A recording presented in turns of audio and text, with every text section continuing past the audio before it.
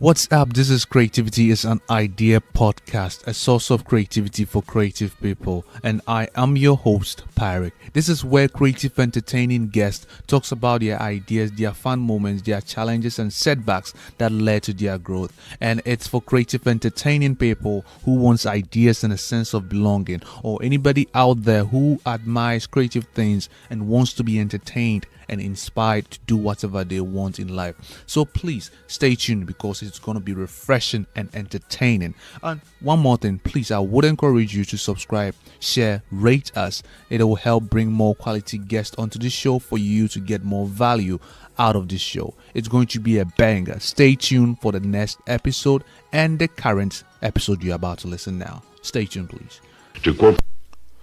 What's going on, creative people? This is Creativity is an Idea podcast, a source of creativity for creative people. And hello, just listen today. Today, this episode is going to be really short. It's not going to have a guest on today's episode 31.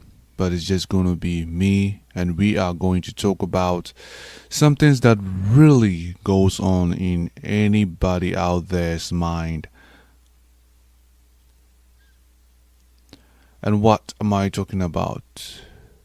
It's called doubt.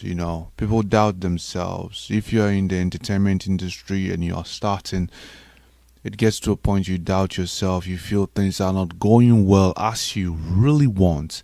Things are moving slow. You get to a point you feel your back is on the wall. You don't have resources. You feel this is not going to work out. You're not getting the sound. You're not getting the looks. You're not getting anything you want to come out the way you want. And it's very frustrating. I wouldn't lie to you. It's very depressing. It's very disencouraging. It's very sad. It's very lonely. It's very all that unwanted feelings. It could be. It's very that way. So, this episode, I am going to tell you that my dear brother and sister and friend and anybody out there who is in the entertainment industry who has decided to, feel they feel they have a talent, they feel they are passionate about something and they want to do it. They are an entrepreneur and they want to do something about what they feel. So they decide to, maybe quit their job. They decide to pay more attention to what they want to do, and things don't really flow well the way they want. I want to assure you that things will go well for you. Things are going to get well. Things are going to get well as long as you do something relevant to what you are doing day in, day out. As long as you do something relevant. And why do I say something relevant?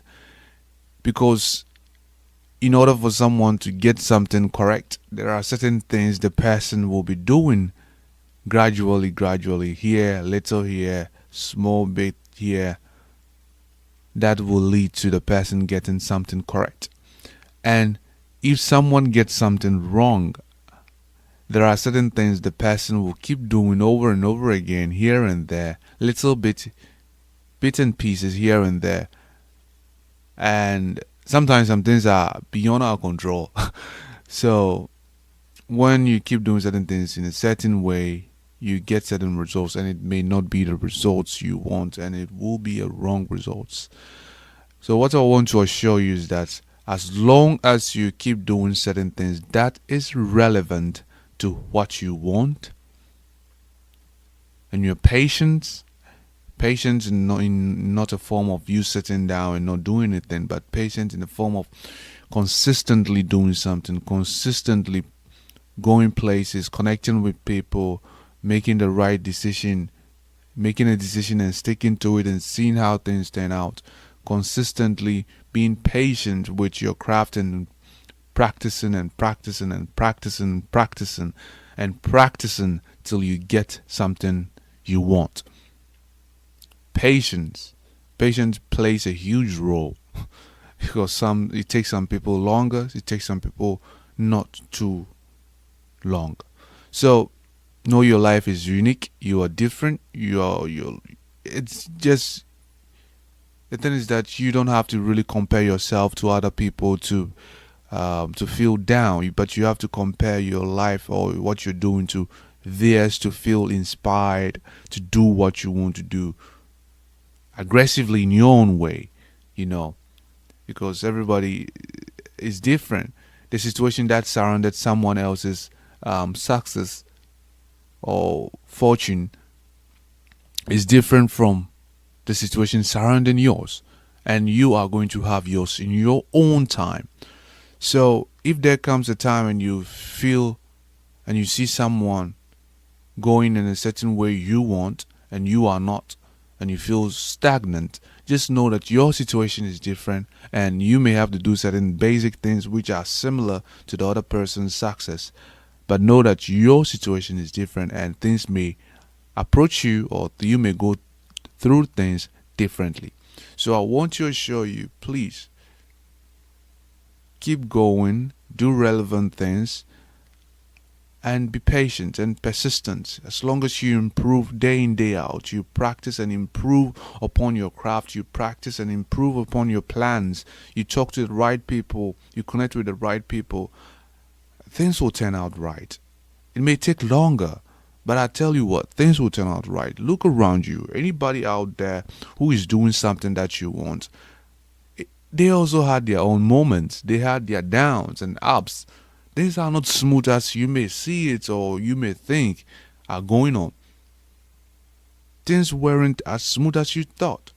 Things were sort of rough, but they were able to stick their head up and they never got drowned. And sometimes you may have to pivot and change your approach, which is okay, you know. My dad said a man or a person is a person who fights and goes back and prepare. You know, if you feel you're losing, just go back to the drawing board, reevaluate your situation, your approach, and see how you can move forward again. You know, so don't give up, but be flexible, be patient, don't doubt yourself, believe in yourself, keep improving day in, day out, connect with the right people, do relevant things that will help boost what you want, and just keep going. And guess what? I'm going to play something little from Earl Nightingale, and in that thing I'm going to play, he sort of clarifies or explains more about or discusses the Think and Grow Rich book, and he says certain things in the book which on this audio I'm about to play to you, which are really, really encouraging, and I would encourage you to listen to it, and please listen to it, and it should help you. It should reinforce your mindset of you keep going of you wanting to keep going forward. So stay tuned and listen. It's going to be amazing, and I hope it's going to give you a mindset for you to keep going on and on so that you can succeed. And guess what? It's okay if you fail. You just have to get up again and do something else, or do it again in a better way so that you can succeed. So stay tuned and listen. Failure. The second principle is faith. You never would have even thought of your main desire unless faith were tugging at your mind. And if you find it difficult at times to have faith in yourself, you can be certain that you can have faith in these principles. Napoleon Hill writes, "Faith is a state of mind which may be induced or created by affirmation or repeated instructions to the subconscious mind through the principle of conscious autosuggestion. Conscious autosuggestion simply means a suggestion by yourself to yourself, just as an autobiography is a biography written by the person it's about. By getting a mental image of yourself already having accomplished your main desire over and over again, you will muster the faith you need. Faith is vital to accomplishment. The Emperor Napoleon once said, 'All the scholastic scaffolding falls as a ruined edifice before one single word, faith.' Pascal said, Faith affirms many things respecting which the senses are silent, but nothing which they deny. It is superior to their testimony, but never opposed to it. Goethe said, "Epochs of faith are epochs of fruitfulness, but epochs of unbelief, however glittering, are barren of all permanent good." And, as Schlegel put it, in actual life, every great enterprise begins with and takes its first forward step in faith. Have faith that you can accomplish that which you seek, for you would never have decided upon it unless it was meant for you to accomplish. In his chapter on faith, Napoleon Hill gives us a self-confidence formula. First, I know that I have the ability to achieve the object of my definite purpose in life, therefore I demand of myself persistent, continuous action toward its attainment, and I here and now promise to render such action. Second, I realize the dominant thoughts of my mind will eventually reproduce themselves in outward physical action and gradually transform themselves into physical reality. Therefore, I will concentrate my thoughts for 30 minutes daily upon the task of thinking of the person I intend to become, thereby creating in my mind a clear mental picture of that person. Third, I know through the principle of autosuggestion any desire that I persistently hold in my mind will eventually seek expression through some practical means of attaining the object back of it. Therefore, I will devote 10 minutes daily to demanding of myself the development of self-confidence. Fourth, I have clearly written down a description of my definite chief aim in life, and I will never stop trying until I have developed sufficient self-confidence for its attainment. Fifth, I fully realize that no wealth or position can long endure unless built upon truth and justice. Therefore, I will engage in no transaction which does not benefit all whom it affects. I will succeed by attracting to myself the forces I wish to use and the cooperation of other people. I will induce others to serve me because of my willingness to serve others. I will eliminate hatred, envy, jealousy, selfishness, and cynicism by developing love for all humanity, because I know that a negative attitude toward others can never bring me success. I will cause others to believe in me because I will believe in them and in myself. In rereading Think and Grow Rich so that I could write this condensation for recording, I was forcibly struck all over again by this great chapter on faith, particularly the examples of how some of the world's greatest men have accomplished what appeared to be impossible through faith. The third principle is autosuggestion. Now, we've already touched on this. This chapter of the book tells us how, through repeated suggestion, the subconscious mind can be put to work for us. It is the faculty of being able to concentrate your mind on your burning desire until your subconscious mind accepts it as fact and begins to devise ways of bringing it about. Here is where hunches come from, sudden flashes of thought or inspiration, guidance. The instructions given in connection with the 6 steps in the second chapter will now be summarized and blended with the principles covered by Napoleon Hill's chapter on autosuggestion. First, go into some quiet spot, perhaps in bed at night, close your eyes and repeat aloud, so you may hear your own words, the written statement of the amount of money you intend to accumulate, or a careful reaffirmation of whatever your goal happens to be, the time limit for its accumulation, and a description of the service or merchandise you intend to give in return for the money. As you carry out these instructions, see yourself already in possession of your goal. For example, suppose that you intend to accumulate $50,000 by the 1st of January 5 years from now, that you intend to give personal services in return for the money in the capacity of a salesman. Your written statement of your purpose should be similar to the following. By the 1st day of January, 19, whatever it happens to be, I will have in my possession $50,000, which will come to me in various amounts from time to time during the interim. In return for this money, I will give the most efficient service of which I am capable, rendering the fullest possible quantity and the best possible quality of service in the capacity of salesman of, and here describe the product or service you intend to sell or whatever it is you do for a living. It goes on. I believe that I will have this money in my possession. My faith is so strong that I can now see this money before my eyes. I can touch it with my hands. It is now awaiting transfer to me at the time and in the proportion that I deliver the service I intend to render in return for it.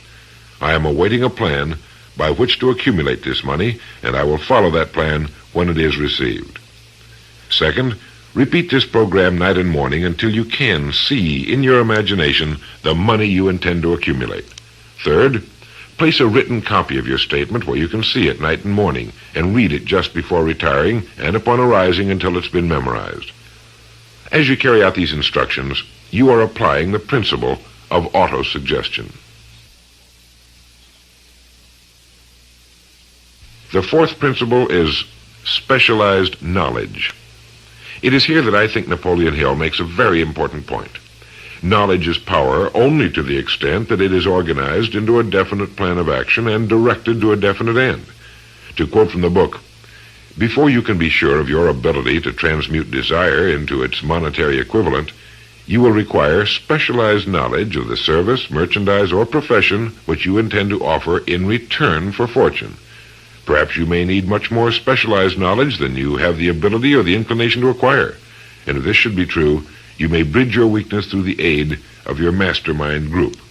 More on this later, but for now realize that you must learn all you can about your specialty. Set aside a definite time every day for learning more about what it is you do for a living. Take the courses that are offered on your subject and associate with men who know your business well." The fifth principle is imagination.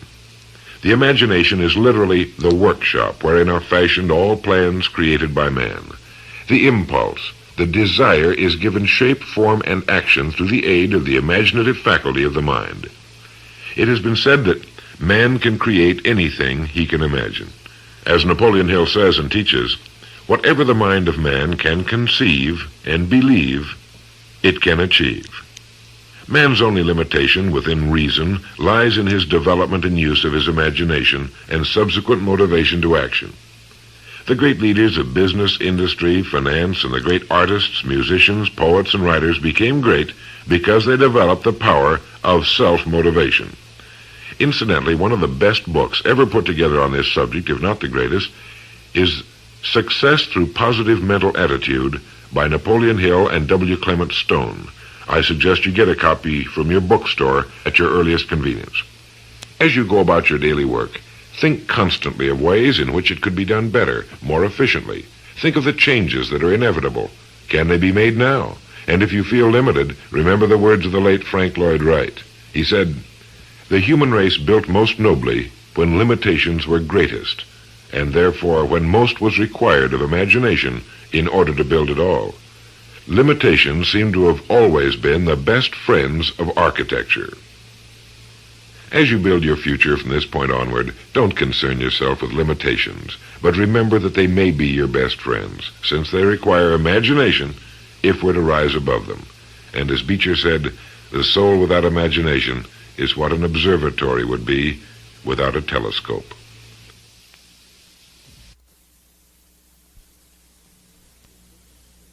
The sixth principle is organized planning. You have decided on your desire, your goal. Now let's organize the plan for its accomplishment, right on schedule. Let me quote again from Think and Grow Rich. "You have learned that everything man creates or acquires begins in the form of desire. The desire is taken on the first lap of its journey from the abstract to the concrete in the workshop of the imagination, where plans for its transition are created and organized. Earlier, you were instructed to take 6 definite practical steps as your first move in translating the desire for whatever you want into its physical equivalent. One of these steps is the formation of a definite practical plan or plans through which this transformation may be made. 1. Ally yourself with one or more persons, a group of as many people as you may need for the creation and carrying out of your plan or plans for the accumulation of the money you've established as your goal. Making use of the Mastermind principle. This is important. 2. Before forming your Mastermind alliance, decide what advantages and benefits you may offer the individual members of your group in return for their cooperation. No one will work indefinitely without some form of compensation, although this may not always be in the form of money. 3. Arrange to meet with the members of your Mastermind group at least twice a week, and more often if possible, until you have jointly perfected the necessary plan or plans for the accomplishment of your goal. 4. Maintain perfect harmony between yourself and every member of your mastermind group. Keep in mind these facts. First, you're engaged in an undertaking of major importance to you. To be sure of success, you must have plans which are faultless.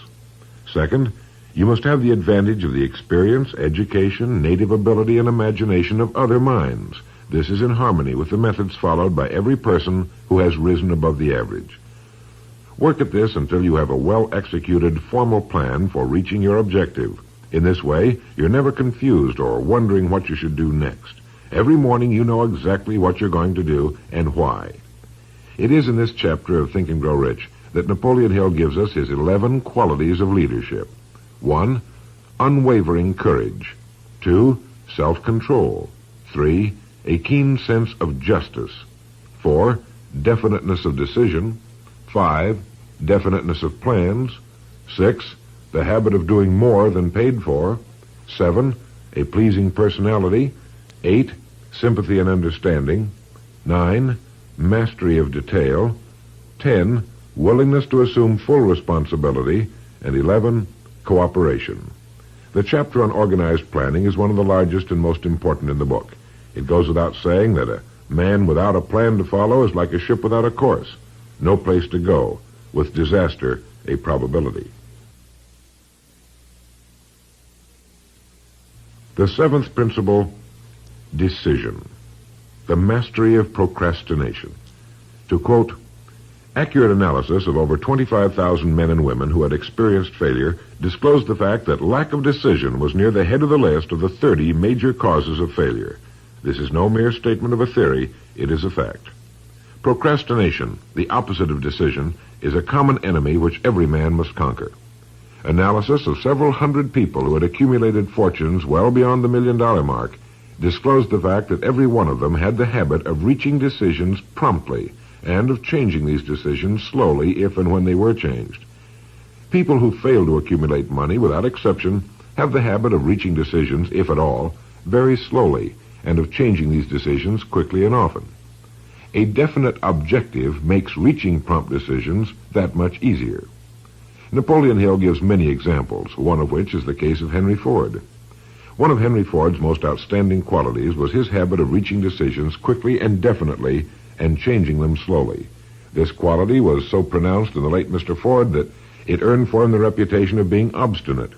It was this quality which prompted Mr. Ford to continue to manufacture his famous Model T, the world's ugliest but for the time most practical car, when all of his advisors and many of the purchasers of the car were urging him to change it. Perhaps he delayed too long in making the change, but the other side of the story is that his firmness of decision yielded a huge fortune before the change in model became necessary, and the company is certainly none the worse for it today. When you make up your mind, stay with it. The majority of people who fail to make the grade are generally easily influenced by the opinions of others, easily swayed. They permit the newspapers and the gossiping neighbors to do their thinking for them. Opinions are the cheapest commodities on earth. Keep your own counsel when you begin to put into practice the principles we're describing here.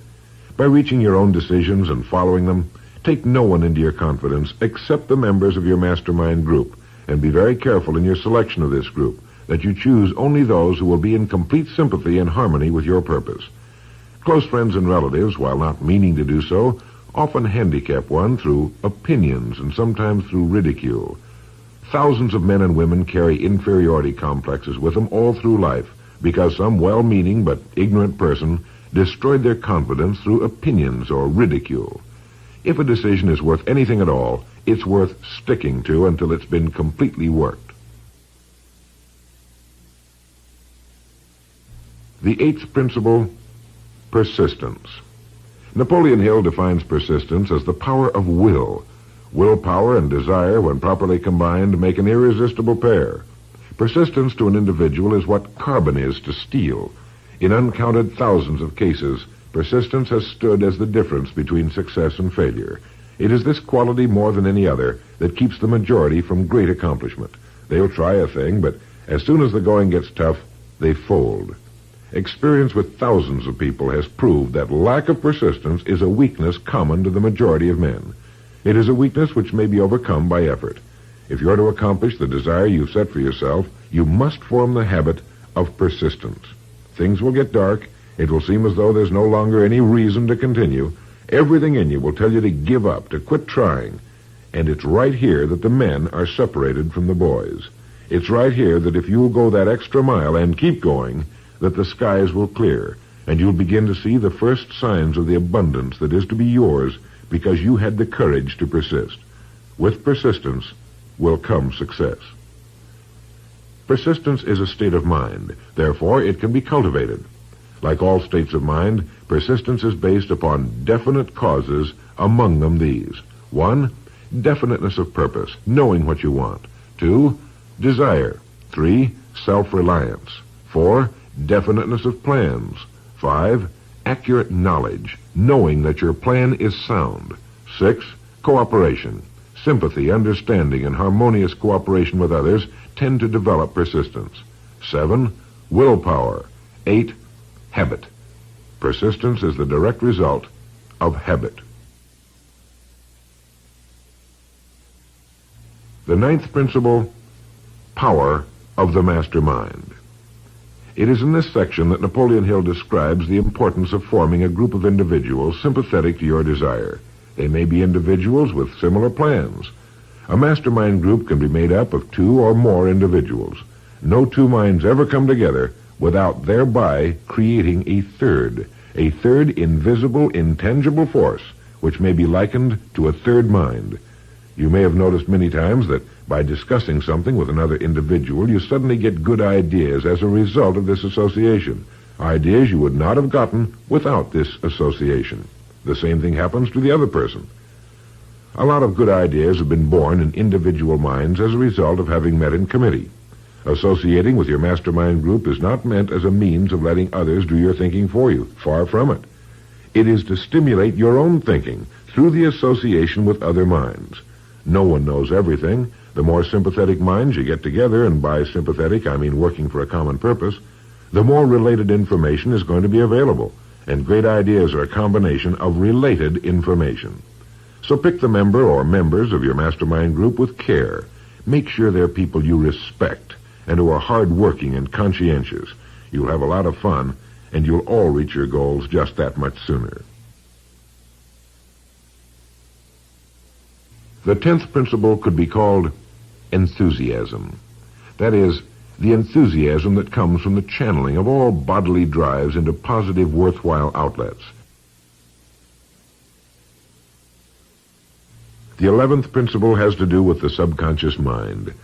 The subconscious mind consists of a field of consciousness in which every impulse of thought that reaches the objective mind through any of the 5 senses is classified and recorded, and from which thoughts may be recalled or withdrawn as letters may be taken from a filing cabinet.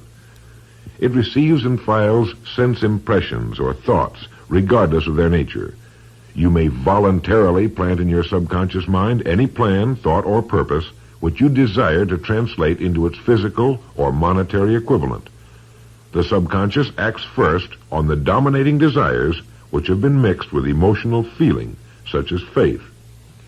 Your subconscious mind works night and day. Through a method of procedure unknown to man, the subconscious mind draws upon the forces of infinite intelligence for the power with which it voluntarily transmutes one's desires into their physical equivalent, making use always of the most practical media by which this end may be accomplished. You cannot entirely control your subconscious mind, but you can voluntarily hand over to it any plan, desire, or purpose which you wish transformed into concrete form. No one knows very much about what we call the subconscious or unconscious mind. We do know that it is incalculably powerful and can solve our problems if we go about using it the right way. And the best way is to hold in your conscious mind as often as possible a clear picture of yourself already having accomplished your goal. You know what you want, define it clearly, and then project it on the motion picture screen of your mind. Hold it. See yourself doing the things and having the things you'll have when your objective will have been reached. Do this as often as possible as you go about your daily work, and particularly at night, just before you go to sleep, and the first thing upon arising. As you do this, your subconscious will begin to lead you in the most logical ways toward your objective. Don't fight it. Follow your sudden hunches, the ideas that come into your mind, knowing that it's your subconscious trying to get through to your conscious mind. If you'll keep at this, you'll be amazed and delighted by the wonderful ideas that just seem to come from nowhere. In the next principle, we'll talk some more about this sixth sense that seems to control the lives of the great men and women, but it comes from a systematic triggering of the subconscious mind. The lives of the great men and women, which seem miraculous to the average person, are nothing more than the fulfillment of their burning desires through the power of their subconscious minds. Time means nothing to your subconscious. A man could work steadily at his job for 40 years and not accomplish as much as is possible in 3 or 4 years through the proper working of this principle. Your subconscious mind cannot remain idle. If you fail to plant desires in your subconscious mind, it will feed upon the thoughts which reach it as a result of your neglect. Remember that you're living daily in the midst of all manner of thought impulses which are reaching your subconscious mind without your knowledge. Some of these impulses are negative, some are positive.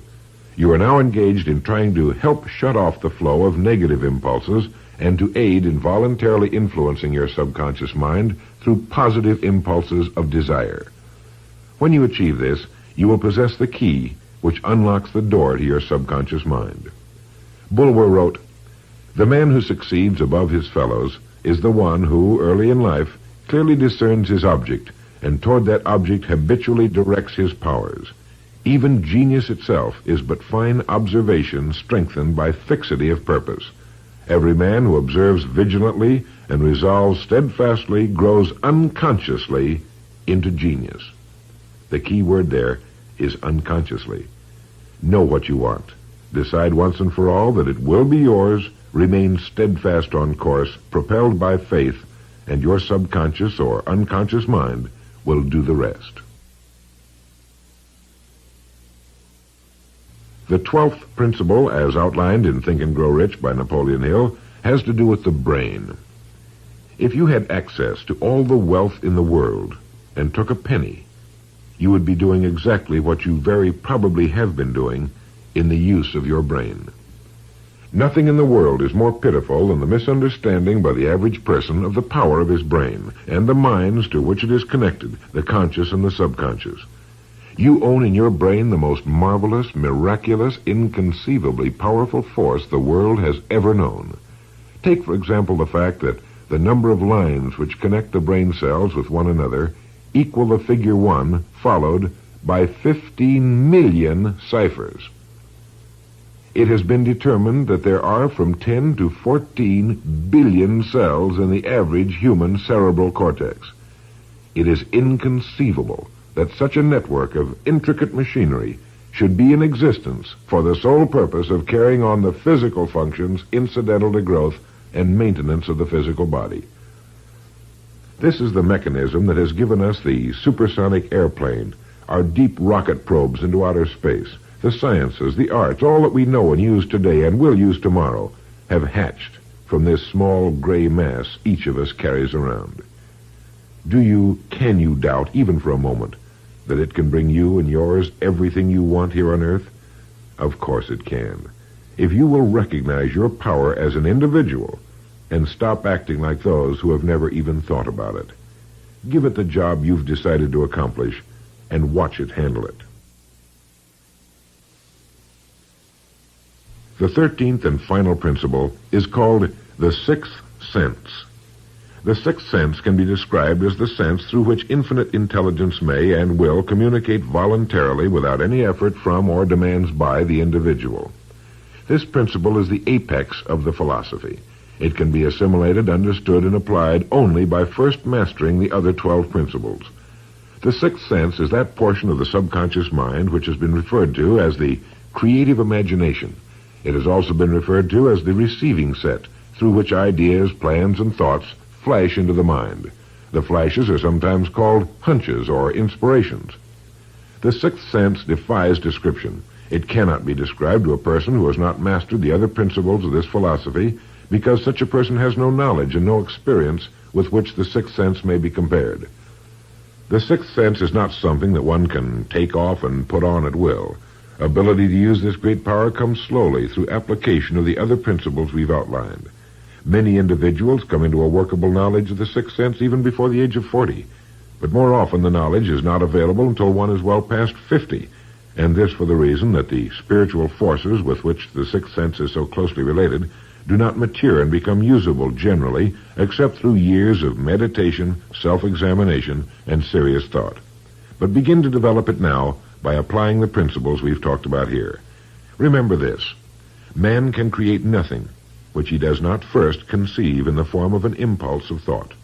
Man's thought impulses begin immediately to translate themselves into their physical equivalent, whether those thoughts are voluntary or involuntary.